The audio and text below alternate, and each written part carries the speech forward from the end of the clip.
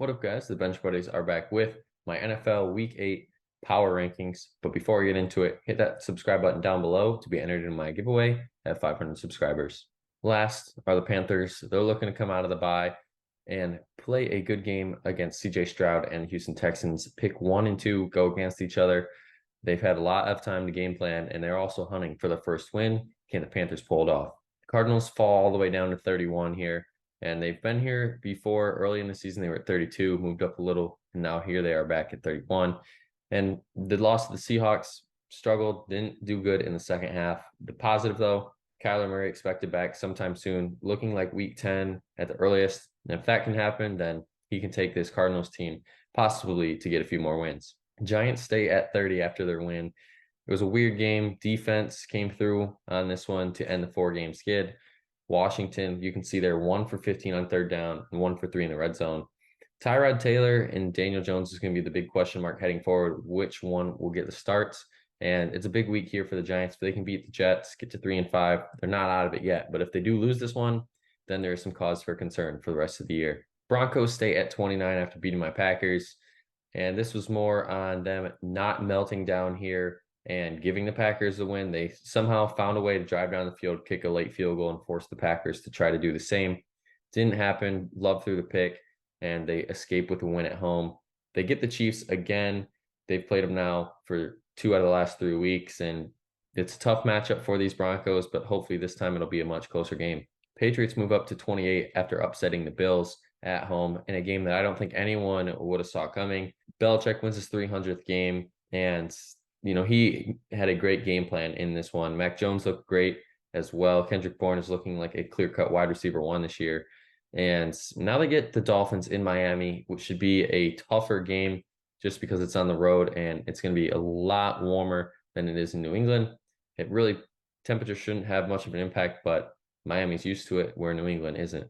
The Titans move down to, they fall victim of the bye. At 2 and 4, they're looking to come out strong and get to 3 and 4. They traded Kevin Byard to the Eagles for pick swap in the 7th round and a 6th round pick. So this Titans team is starting to lean towards they're going to be sellers at the deadline, meaning Derrick Henry could possibly be moved as well as DeAndre Hopkins.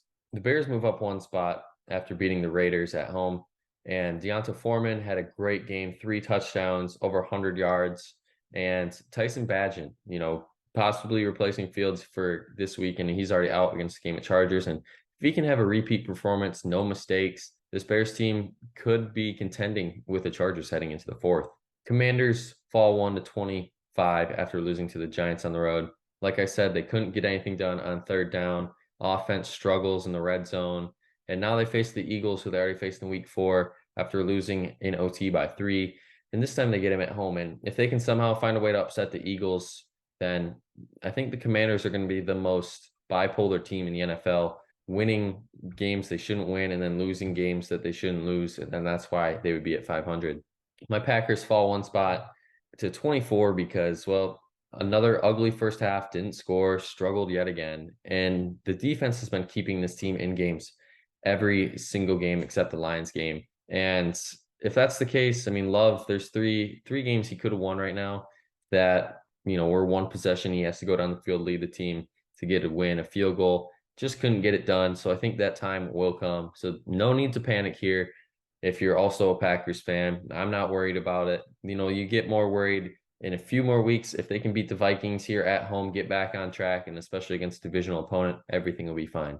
The Raiders fall 1 as well after losing to the Bears on the road. And so you can see that schedule there. They have the Lions this week, Giants, and then the Jets. This team, if their defense plays well and the offense is subpar, they could be possibly 6 and 4, or if the offense doesn't show up, they're 3 and 7. And I don't think there's anywhere in between that. It just comes down to the quarterback play. If Jimmy G can be healthy, they're a much better team. We saw that last week and how bad they are with Aiden O'Connell and Brian Hoyer. The Saints fall as well to 22, and that's because they just struggled in the first 3 quarters. Yeah, they scored 15 in the 4th quarter, but it wasn't enough. 2 for 5 in the red zone, 3 for 18 on third down, and they had possession for 36 minutes in this game. So it was kind of hard for me to see this team losing after playing so well, but the third downs were killer, and that's what cost this Saints team a win. Now they're on a 2-game losing streak, heading to Indy, where it looks like they're starting to figure things out. So that's going to be a must-watch game. and a big win for both of those teams. And those Browns here are at 21, and they lost, unfortunately, to the Browns at home in a very good game, back and forth throughout the whole game. They exposed the Browns defense. Minshew looked great, and Jonathan Taylor's back to his old self. Josh Downs is emerging as a star in front of our eyes. So these Colts have everything going for them right now, except Anthony Richardson, obviously out for the year. If they had him healthy, I think this team could possibly be at 5-2 at this point. Vikings move up as well after upsetting the 49ers, and that's because the 2 interceptions by Bynum late really sealed this one. And they've also played every single game, all 7 games this year, that have been decided by 1 possession. So these Vikings team, yeah, their record doesn't show it, but they've been in every single game they played. Jordan Addison now breaking out because of Jefferson's injury. And you can see that schedule there. Packers, Falcons, Saints, Broncos, Bears, Raiders. None of those teams are over 500 besides the Falcons. And they could possibly go on a run here, continue this winning streak here, maybe win those next 6, be on an 8-game winning streak, and the Vikings possibly could be contending for the NFC North when it's all said and done. So they have it all in front of them. It's there for the taking. It's just a matter of if Kirk can do that. Rams fall to 19. Not much to say here. The Rams go scoreless, let the Steelers score 14 in the fourth, blow the game here. Kupp and Puka, though, they've been great for them. Cooper Kupp, not really so much this week. Puka was the guy that they got the ball to most.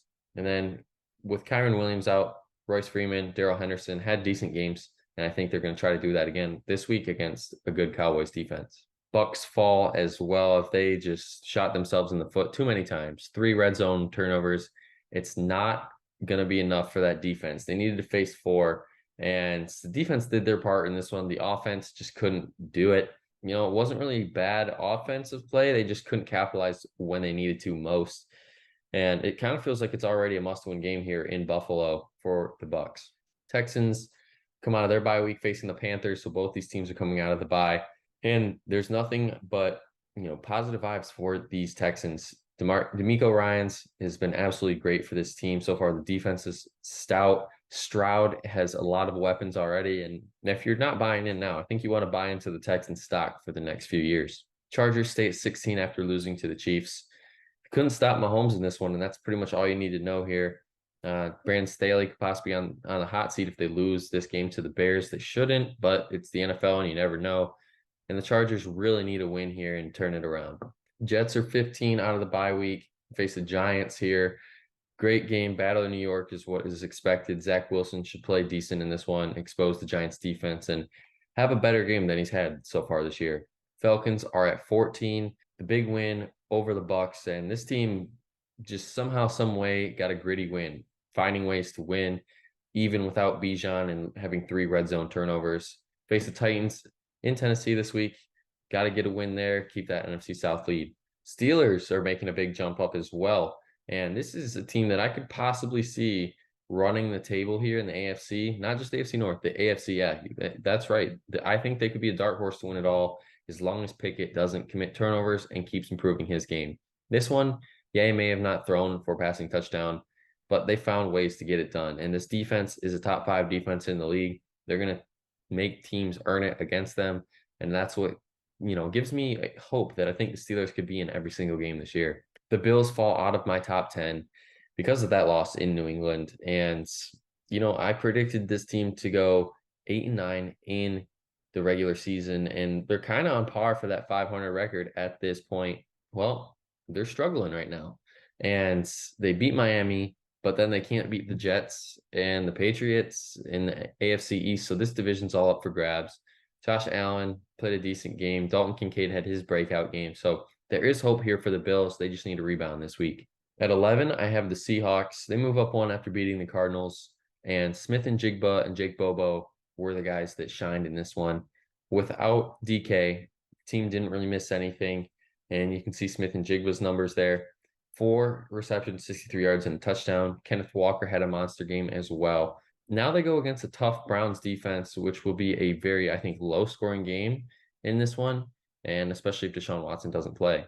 10 are the Bengals. They're jumping into the top 10 after the bye week, and they get the 49ers on the road, and it's going to be a heavyweight game. Not sure how it's going to go after the 49ers struggles and the Bengals surging, but expect Burrow and company to play good in this one.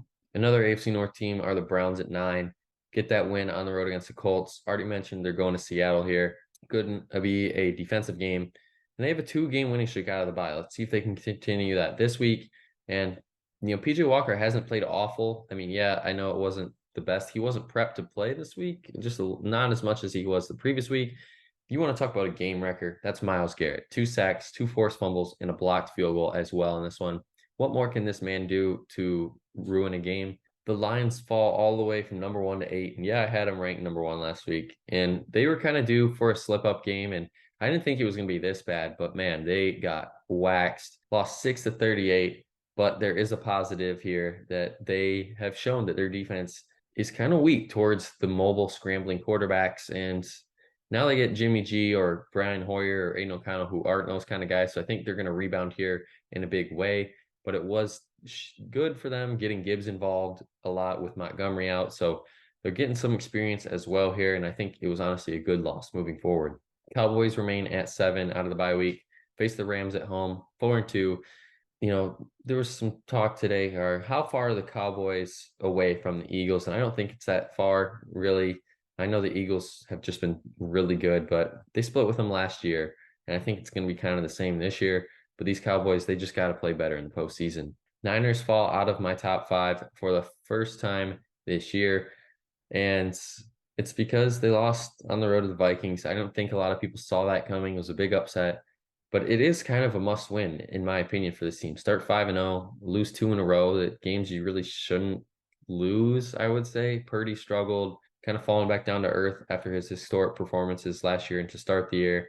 McCaffrey yet again great. But the kicker situation, a lot of people were frustrated in San Francisco. The rookie Jake Moody has missed his 3rd field goal in 2 weeks. And I know he hit a 55-yarder to make up for it in this game, but the 49ers fans can't have those struggles on a kicker when they depend so much on those field goals.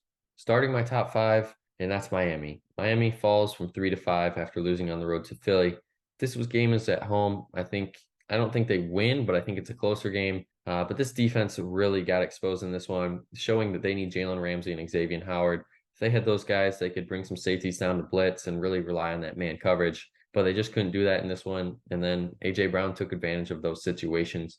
Tua played well, just wasn't good enough to beat Hurts. And Tyreek obviously had a monster game too. At 4, jumping into the top 5 for the first time this year are the Jacksonville Jaguars.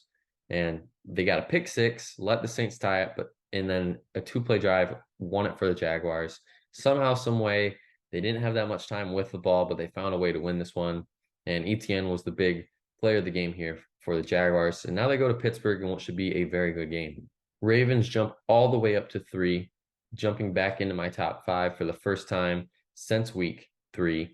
And they get Arizona, and Arizona should take care of business here and kind of put up a similar performance like they did against the Lions. I expect a big day from Lamar and company. Eagles jump from 5 to 2 after falling last week in a very weird loss for them. They respond in a big way.